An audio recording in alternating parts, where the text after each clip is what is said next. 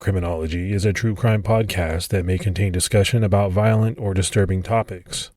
Listener discretion is advised.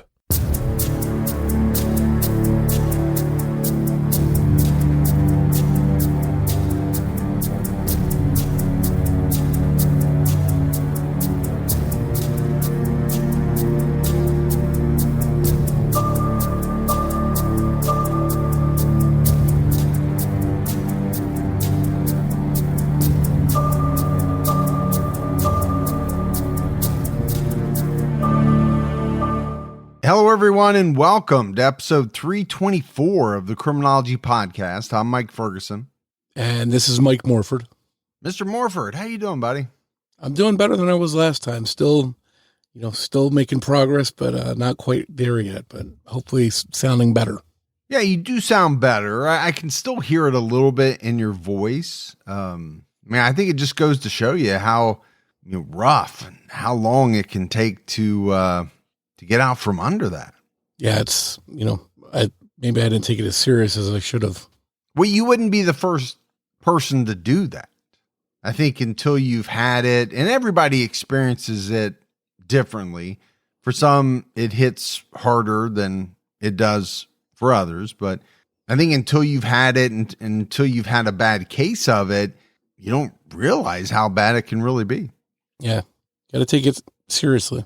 Let's go ahead and give our Patreon shout outs. We had Xenia, Viola Marie, and Sky Sealand. So that's a lot of great new support. We really appreciate it.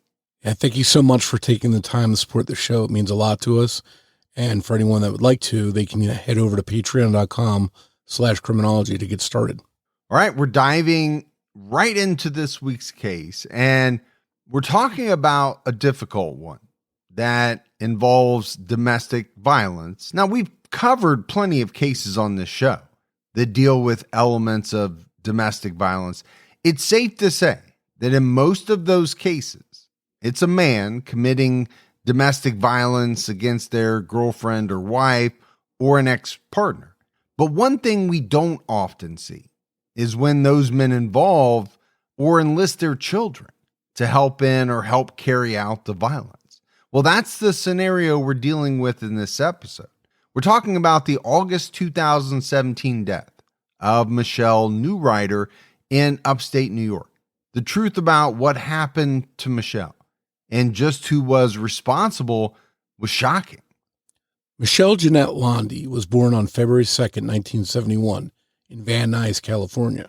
We don't know a lot about her younger years, but she attended Quartz Hill High School in Quartz Hill, California. That's where Michele met her future husband, Lloyd Neurauter. Lloyd was 2 years younger than Michele, so since she was a senior and he was a sophomore, they weren't in many classes together. Michele and Lloyd were married as soon as he graduated on December 7th, 1991, on Edwards Air Force Base in California. After college, they moved to Corning, New York, although some reports mentioned spending time in Idaho before ending up in New York. Corning seemed like a great place to raise a family. Corning, New York is in upstate New York in the Northwest, just above the Pennsylvania border. It has a population of just over 11,000 people. Steuben County District Attorney Brooks Baker told CBS News it's the kind of place where a lot of folks still don't lock their doors. And Morf, how many times have we heard this phrase? Smaller town, it's the kind of place some people don't lock their doors. Now, many times it seems as though, some type of tragedy, some type of violent event comes along that changes all that for a town or community. I guess for my way of thinking, you feel safe until something happens to make you not feel safe. Yeah, I think a lot of people are caught off guard when something happens. They have the attitude of that can't happen here, and then something does.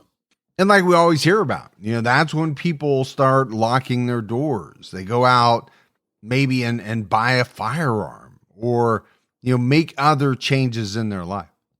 Lloyd found a job in Corning as an engineer for the Corning Glass Company. They make Corningware, Pyrex, and Corel cookware. And I would be shocked if anyone listening right now does not have at least one piece of that in their kitchen. My wife swears by Pyrex. We have a ton of Pyrex. She loves that stuff. While Lloyd worked at the Corning Glass Company, Michele homeschooled their 3 daughters until the girls got older. Then she started working at a local college as an English professor. Their oldest daughter has kept her name out of the media. So we had a really tough time getting that information. But they did also have a middle daughter named Carrie, and their youngest was Charlotte.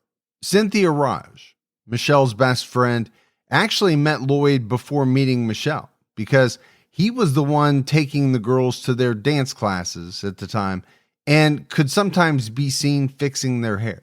Cynthia told CBS News the mothers were rather smitten with him. So were the other children.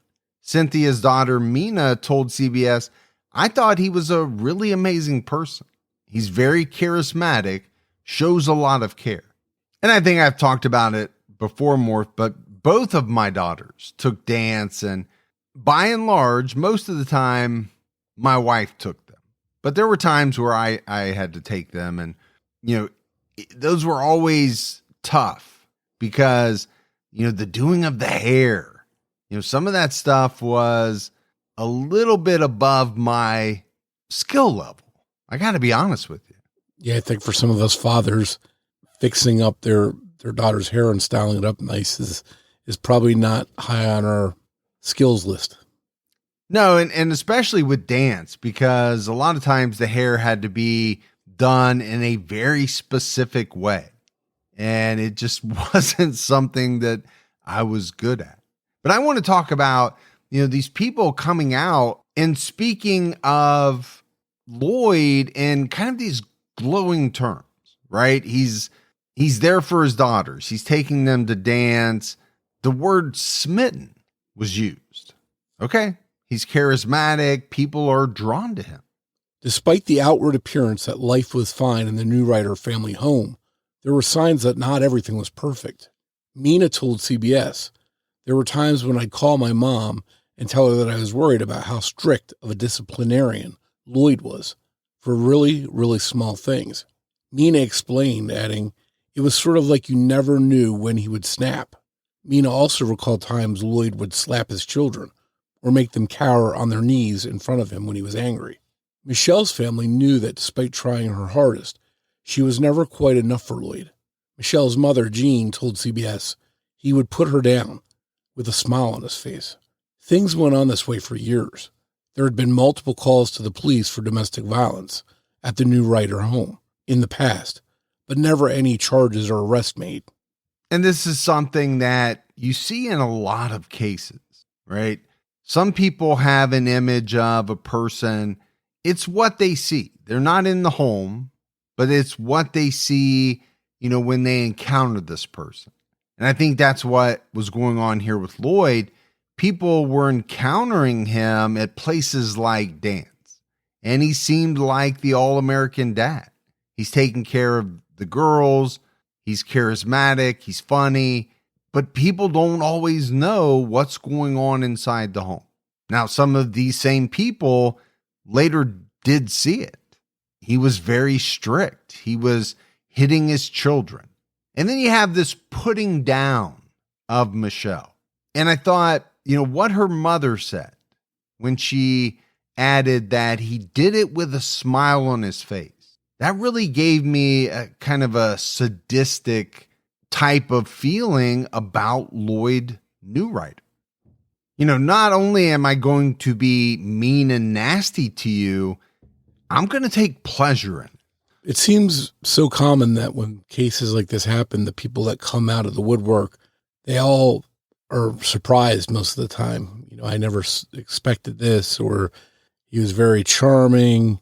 And then after something happens, people are sort of shocked. And I completely understand that because, again, for me, it goes back to most people showing you what they want you to see. They don't want to show you the monster. They want to show you the good guy, the helpful neighbor, the good dad. And, most neighbors, even a lot of friends, don't get to see what really goes on inside a home. Out of the blue, Michele stopped talking to her parents. After Thanksgiving in 2007, they were blindsided. There was zero warning. She was going to end their relationship, and no reason they could think of, other than Lloyd perhaps telling her to stop communicating. Jean felt that he must have threatened to harm her or one of the children if she didn't comply with whatever demands or conditions he had, because it seemed so sudden. Thankfully, this period of silence was relatively short, sometime in 2008, after Lloyd took a job in New Jersey and moved away from the family. Things started getting back to normal. Cynthia told CBS News Michele seemed much more relaxed, even though Lloyd filed for divorce. And it was a pretty nasty divorce, legally speaking. According to Michele's lawyer, Susan Betts-Jitamir, in a CBS interview, Lloyd was relentless in using the legal system to harass Michele. She explained that there were 26 separate sets of filings post-divorce, which is something she called astounding and also super unusual. Steuben County District Attorney Brooks Baker agreed, recalling that this was one of those cases that everybody sort of heard about, talked about over the water cooler or at a bar, and the name came up because this husband and wife were going at it nonstop. And this is sort of reminiscent of the murder of Jennifer Doulos, whose estranged husband killed her after a long, contentious, and expensive divorce and custody battle. It's clear that by this point, things were getting bad between Michele and Lloyd. The Neurauter's divorce was finalized in August 2012. After this, Michele was finally free of Lloyd, but her relationship with her daughters, particularly Carrie, had been deteriorating since their split. Carrie and her older sister lived with Lloyd most of the time, while her younger sister lived with Michele after their parents separated. Investigators and those who knew the family believed that Lloyd used his time with Carrie and the other children to basically brainwash them into thinking that Michele was a bad person, something called parental alienation. According to Oxygen.com, in multiple filings during the divorce, Michele wrote about how Lloyd was turning Carrie against her. He started to poison them against her, according to attorney Betts-Jitamir, adding that eventually Carrie especially hated her mother. We all know there can be periods of rebellion or resistance from a child where the relationship with a parent can be strained, but this was something different. In 2015, Carrie and Michele got into a fight when Michele was leaving home, and Carrie stood behind the car to block her path. Later, according to those who knew the family, Lloyd told Carrie that Michele had been trying to run her over. Things got to the point where Carrie called the police and filed a report about the incident. Police came out, but Michele was never charged with any crime. Despite incidents like this, things seemed to improve, though, as Michele and her daughters, including Carrie, who was home for the Thanksgiving break, volunteered together at Christ Episcopal Church in 2016, cooking free Thanksgiving meals for the community. There was no sign to other volunteers of any tension between the family members. And Morf, you and I have talked about divorce a lot. It comes up in a lot of the cases that we do. It's never easy. But I think, when you have a situation like this, where one parent is constantly bad-mouthing the other to the kids, really trying to turn them against their ex-partner, that's a really rough situation. Number one, it's really bad for the parent who's being bad-mouthed all the time. The kids are going to have a bad opinion of them. But also, it's very terrible for the children. You're hearing it all the time. How can it not seep in? It's like, to me, it seems like Lloyd was using the kids as pawns in some type of game that he was playing against Michele. Yeah, and marriages sometimes don't last, but it's a shame when the kids of those relationships sort of get sucked into being on one side or being used by one of the parents to attack the other one or stress them out in some way. And that's what it looked like was going on here.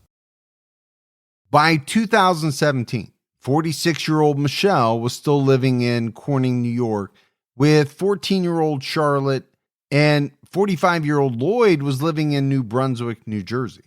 They were still fighting in court over custody matters, and from looking at past filings, they would have likely spent the next 4 years that Charlotte was a minor wrapped up in different court battles. But then something strange happened toward the end of August 2017. After all this time and fighting so bitterly, Lloyd was a no-show in court on an important date.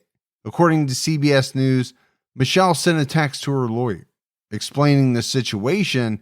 It read, "I'm in shock. Lloyd didn't show up for the appearance for his petition for sole custody. He didn't withdraw. He didn't ask for an adjournment. He didn't answer the court's phone calls, emails, nothing." Of course, Michele was ecstatic after Lloyd skipped court. She had been fighting him in court for so long, and now it appeared he had just completely given up. She and the girls took part in some summer fun that weekend. They took large blocks of ice up a hill and used them to slide down the grass. Michele was looking to the next chapter in her life, one in which she would share fun times with her girls. Sadly, her joy lasted only a few days. One of Michele's family friends called 911 on August 28th, 2017. He was at Michele's to pick up Charlotte and take her to swim practice, but could immediately tell that something was wrong. According to CBS News, he told them over the phone, "Got something strange happening at our friend's house. I thought I saw the mother standing in the stairway, but she's motionless." Sergeant John McDivitt was one of the responding officers. According to CBS News, he could see Michele laying at the bottom of the stairs when he looked through the multiple large glass panes in the front door. As he entered the house, Michele's dog ran to greet him, but there was no movement or sound from Michele.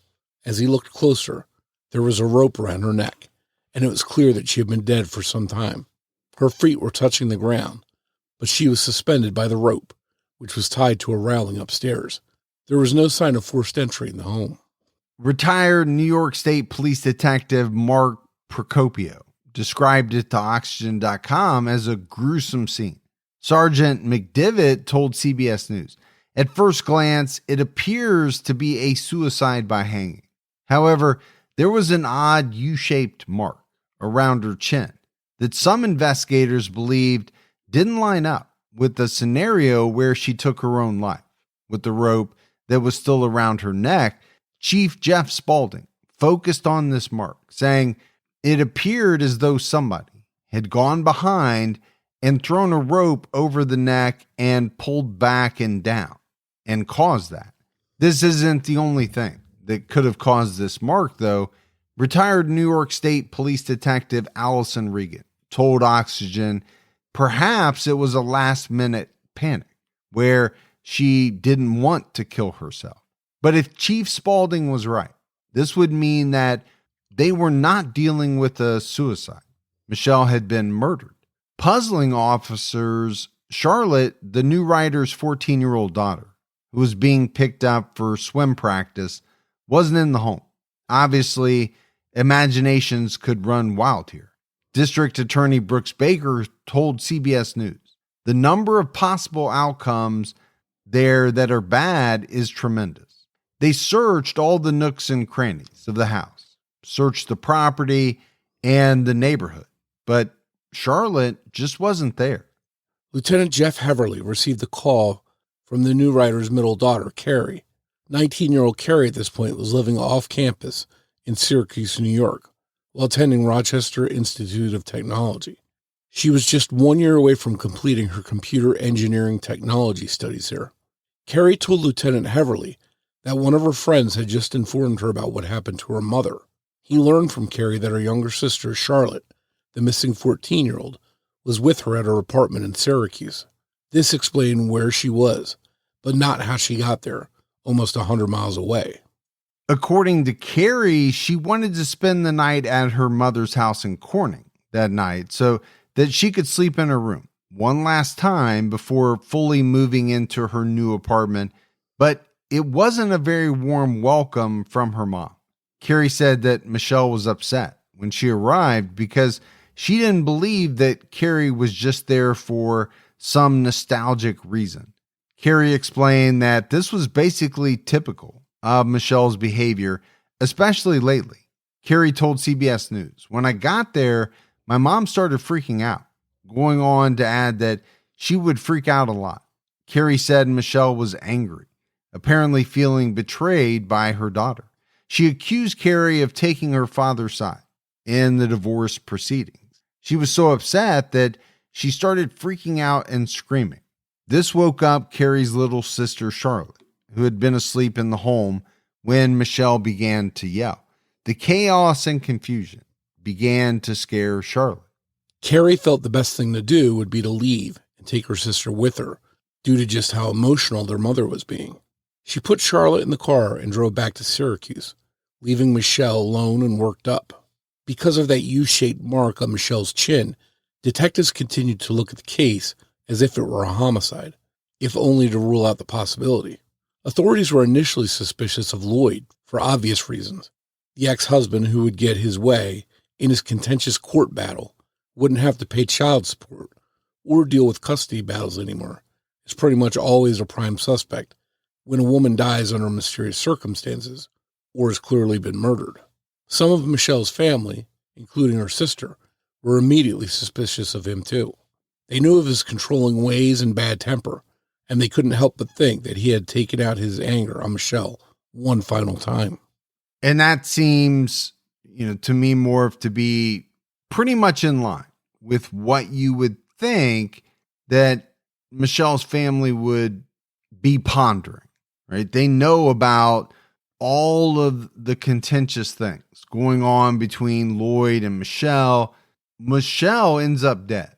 How could her family not think that, possibly Lloyd had something to do with it? Who would want Michele dead more than Lloyd Neurauter?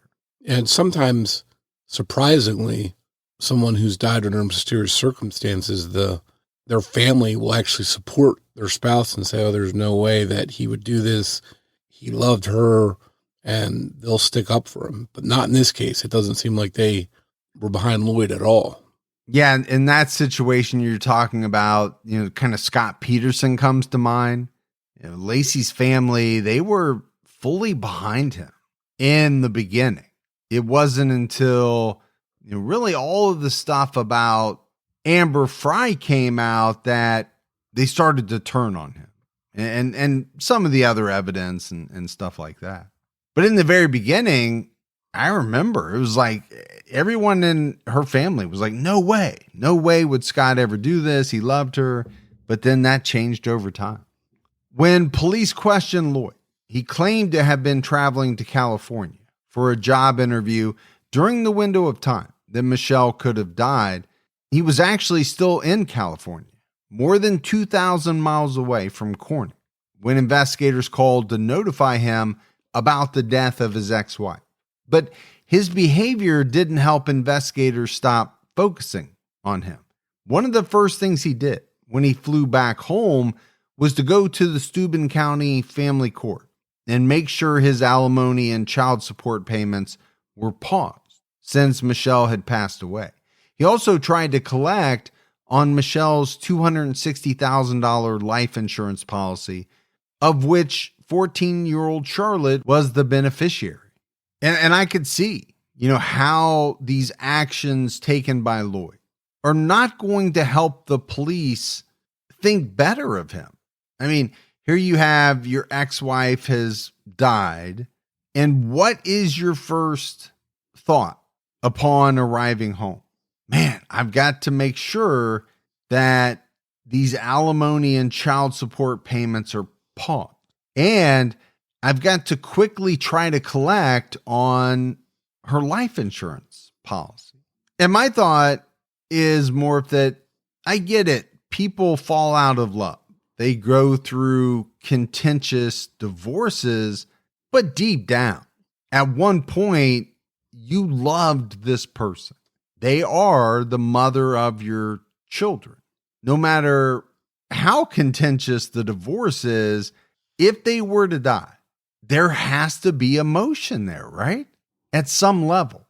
You would think that he cares about her still, even though their marriage didn't work out, that he'd be upset what happened, or that he'd be upset for his kids and want to race home for them to support them. Instead, he's trying to pause payments and cash in insurance policies, and that probably looked suspicious to a lot of people. Yeah, and that's a great point. I mean, even if there was no feeling, no nothing left, you're still talking about the mother of your children.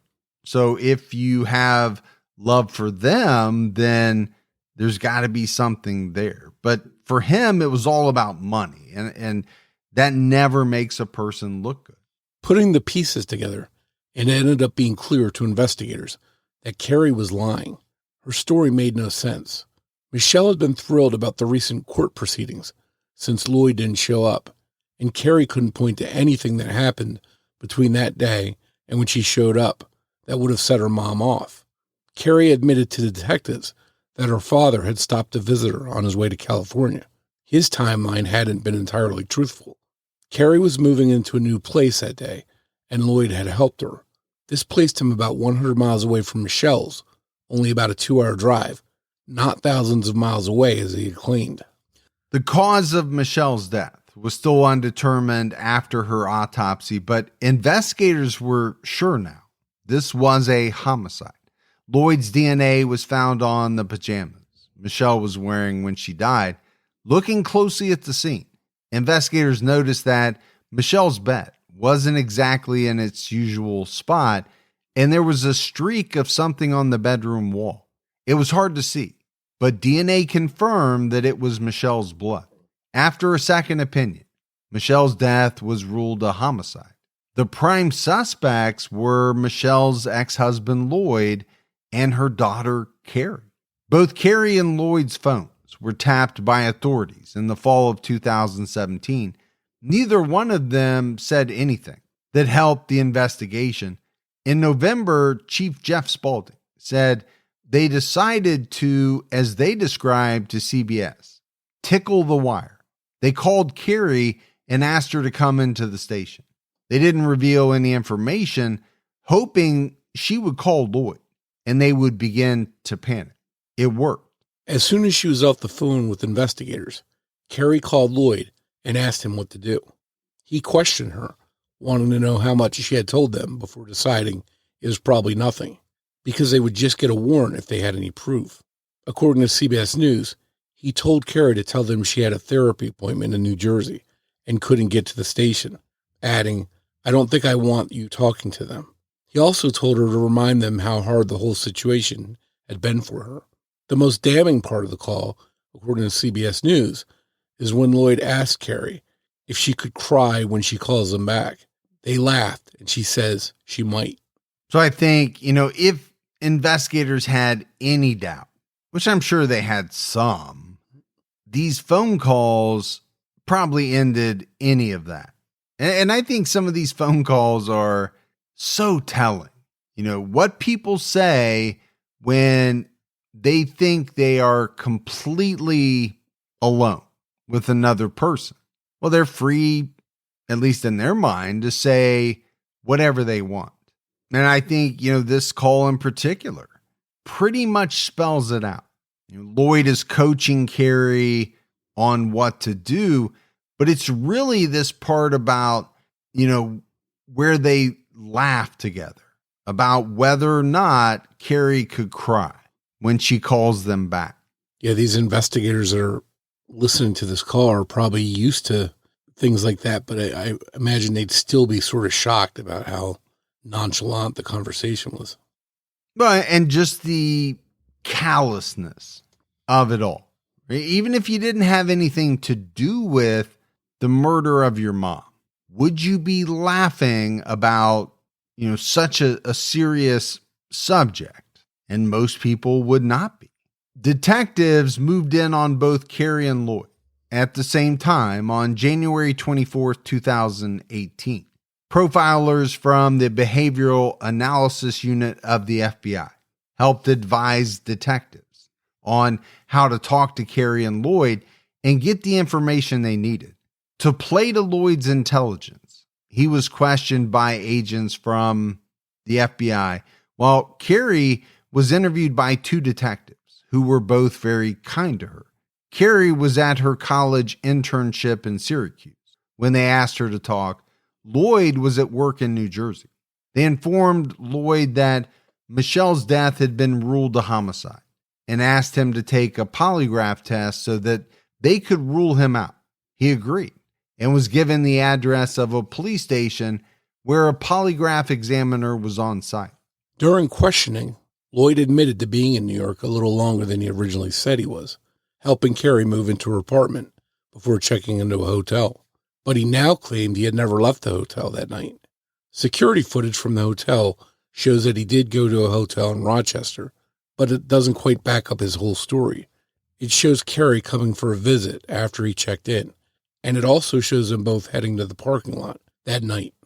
Lloyd claimed he just walked her to her car and said goodbye, but footage from the next morning shows him arriving from the parking lot in the clothes he had been wearing the night before. His cell phone data showed that he was in the hotel all night, but the surveillance footage suggests he didn't go back inside after walking to Carrie's car. The next morning, he's visible in surveillance footage from the parking lot at 6:30 a.m., half an hour before Carrie and Charlotte arrive to go to breakfast with him. Looking at Lloyd's cell phone data again, there was no activity on the phone overnight. Though the phone was in Rochester the whole time, it didn't actually prove that Lloyd himself was in Rochester. And cell phone data comes up in many, many cases. Oftentimes it's great, but it really only gives you the information you need if the person you're looking at takes the phone with them wherever they go. If they leave it inside a hotel room, what does that data actually show? And I would say not much at all. I think it might be a good way to attempt to give yourself an alibi. But again, as we mentioned, that phone being there in the hotel at Rochester doesn't mean that Lloyd couldn't have gone out without it, did what he did, and then come back and tried to make himself have an alibi.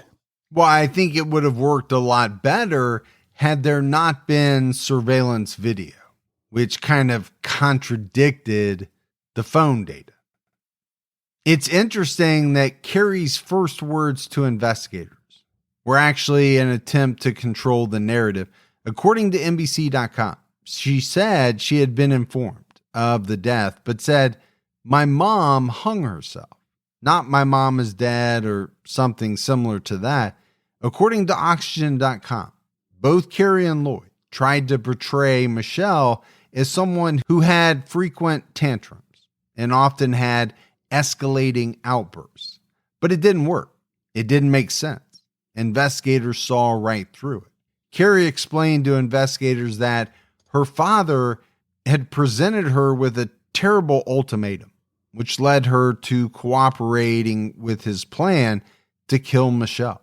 According to CBS News, Carrie laid out how Lloyd said he was going to kill himself, or there was this way, too, so he wouldn't kill himself, which was killing my mom.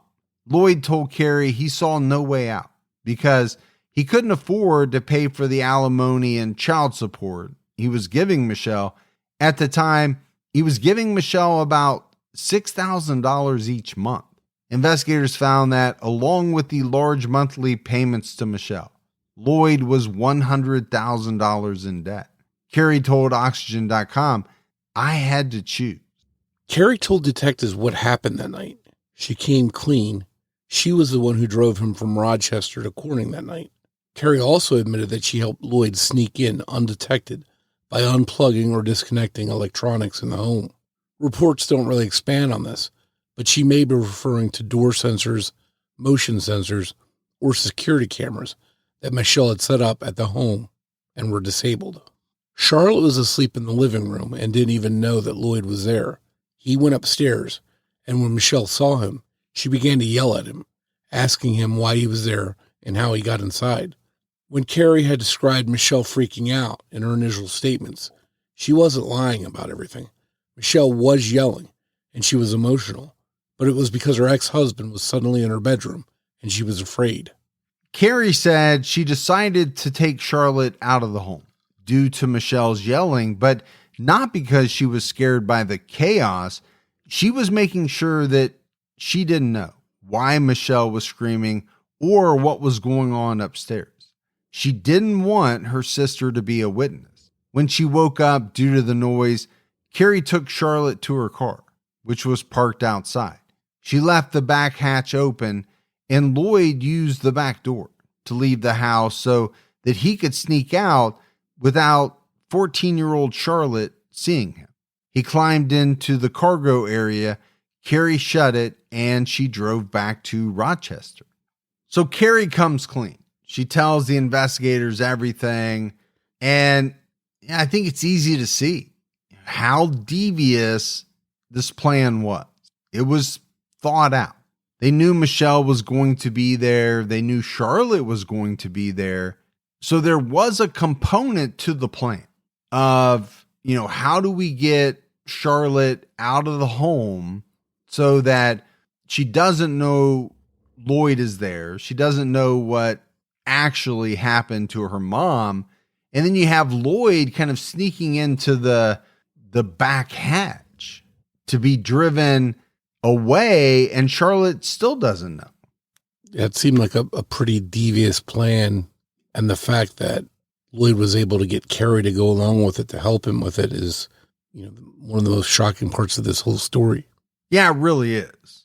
I go back to him saying that he was paying $6,000 a month in alimony, child support. That's a lot of money. But I can't envision a scenario where a dad is talking to his daughter. He's kind of laying all this out, and he's telling her, I don't see any way out other than to kill your mom. And the daughter goes along with it. I'm really struggling with that. And I get it. He threatened to, end his life. Was that a part of it? I'm sure it was. I go back to Carrie telling Oxygen, I had to choose. Well, if you think about pretty much every case, at some point, people have to make a choice. And I'm just shocked by the choice she made. Yeah, she could have also made the choice to tell her dad that she wasn't going to cooperate and go to the police or warn her mom. And maybe the outcome would have been different. And I don't want to minimize the position that she was in. You're turning on a parent, but to turn on your mom knowing that the outcome is going to be her death, that's a tough one. Instead of turning himself into police once Carrie had told the truth, Lloyd fled. In January 2018, authorities finally tracked him down. They followed him to the top of a 5-story parking garage in Princeton, New Jersey. He held them off, threatening to jump if they came any closer. After 2 hours, an officer tackled him, taking his chance when Lloyd turned away for a moment. He was finally in custody. Carrie was taken into custody without incident at her apartment. Lloyd Neurauter waived his extradition hearing and was taken to New York to stand trial. He was charged with first-degree murder, second-degree attempted murder, first-degree burglary, first-degree custodial interference, tampering with physical evidence, second-degree conspiracy, and second-degree criminal solicitation. So 7 charges in total. Now later on, Lloyd would end up taking a plea deal. And as part of that plea deal, he was supposed to take accountability. But instead, he claimed that he thought Michele would hurt their daughters. So he felt he had to kill her to prevent that. According to Gene Lundy, blaming Michele or anyone else is typical of him. Michele's daughter, Carrie Neurauter, was charged with 4 felonies: second-degree murder, first-degree custodial interference, tampering with evidence, and second-degree conspiracy. According to CBS News, Gene Lundy, who had initially been shocked that there would be any way Carrie would be involved, wrote to Steuben County Judge Peter Bradstreet, saying, "I do not believe my daughter Michele would want a long prison sentence for her daughter." District Attorney Baker agreed with the lighter sentence for Carrie, but also felt that she needed to face some consequences for her choices. He explained his decision to CBS News, saying, "I think for her own sanity, she needs to serve some penance." District Attorney Baker allowed Carrie to plead guilty to second-degree manslaughter instead of second-degree murder, which carried a possible life sentence and a minimum of 25 years in prison. By pleading guilty, she only faced 15 years to life. As part of this deal, she was required to testify against Lloyd at his trial and also had to tell authorities everything that happened that night. This time, Carrie admitted actually helping Lloyd stage the crime scene. According to CBS News, after Lloyd strangled Michele in her own bedroom, Carrie and her father dragged her body towards the stairs, and he tied the knots before throwing her over the side of the banister. She broke down sobbing. Carrie said to CBS, "I saw my mom. I saw her. I just left her there." Unlike her father, Carrie did take a polygraph examination and passed. Investigators saw no reason to doubt her final story. Steuben County District Attorney Brooks Baker told the Democrat and Chronicle, "I really think she was brainwashed." Carrie Neurauter was sentenced to between 1 and 3 years in prison. She was taken to Bedford Hills Correctional Facility for Women in Westchester County before being transferred to Albion Correctional Facility. So you read this statement from the DA saying he thought that Carrie was brainwashed. I'm sure there is an element to that. But I want to go back to the sentencing. At first, she's charged with second-degree murder and a host of other things, which could have landed her 25 years to life.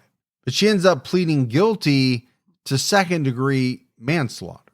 But even with that, it said she was facing 15 to life. And then we find out that she was sentenced to between 1 and 3 years. So, it's a huge difference.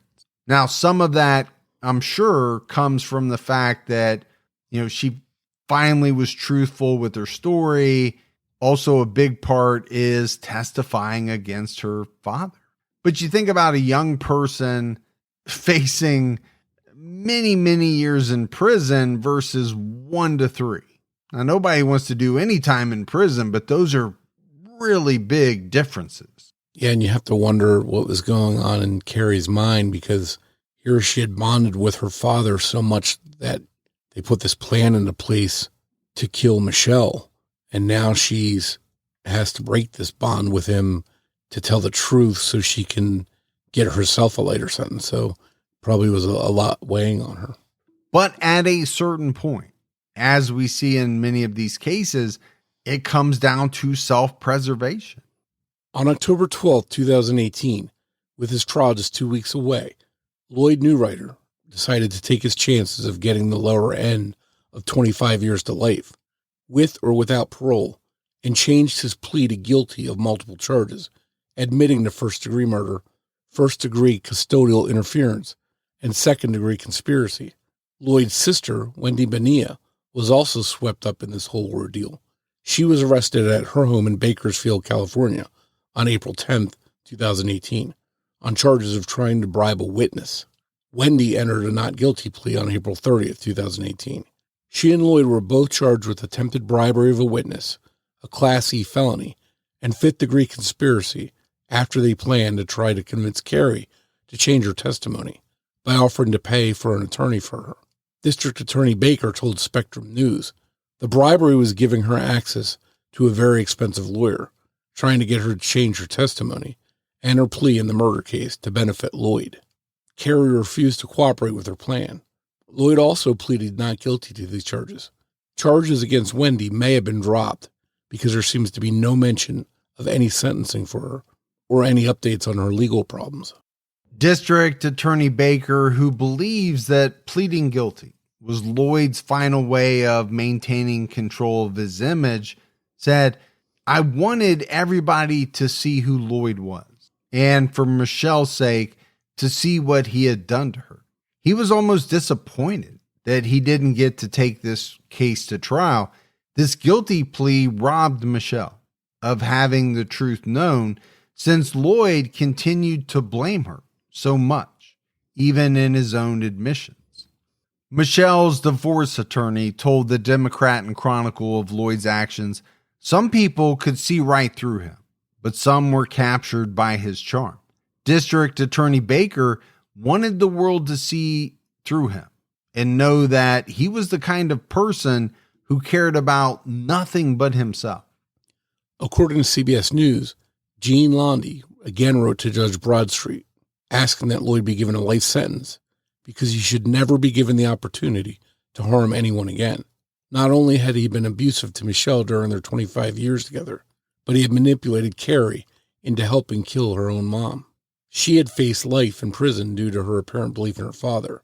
Their other two daughters had also lost both parents. Lloyd harmed many people when he decided to end Michelle's life. At his sentencing hearing, Lloyd claimed to have found God.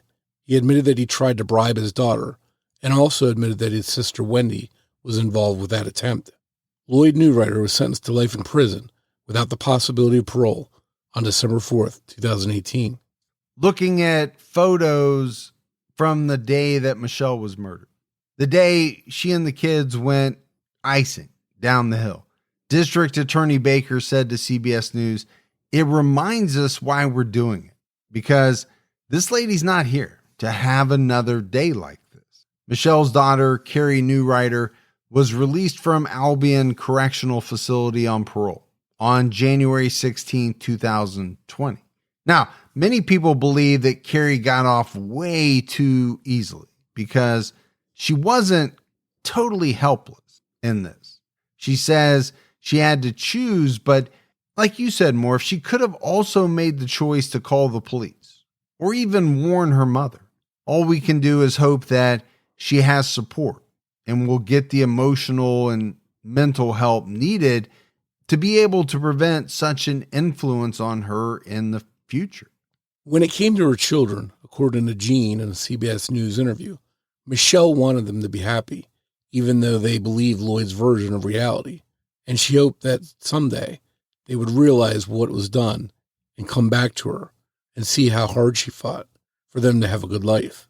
The lighter sentence would allow the possibility of one day having a good life. Lloyd Neurauter is currently serving his life sentence at Green Haven Correctional Facility in Stormville, New York. He's been housed in at least two other facilities, including the Elmira Correctional Facility and the Clinton Correctional Facility in Dannemora, New York. Michelle's obituary on Find a Grave reads, "Domestic violence victim. He ended her life for leaving him." And so, as we wrap this case up more, there's a lot that stands out to me. Obviously, Lloyd Neurauter was a guy who, as I think some people have said, cared very little about anything other than himself.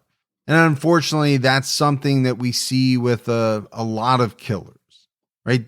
This choice, this decision that they make to end someone's life comes down to what?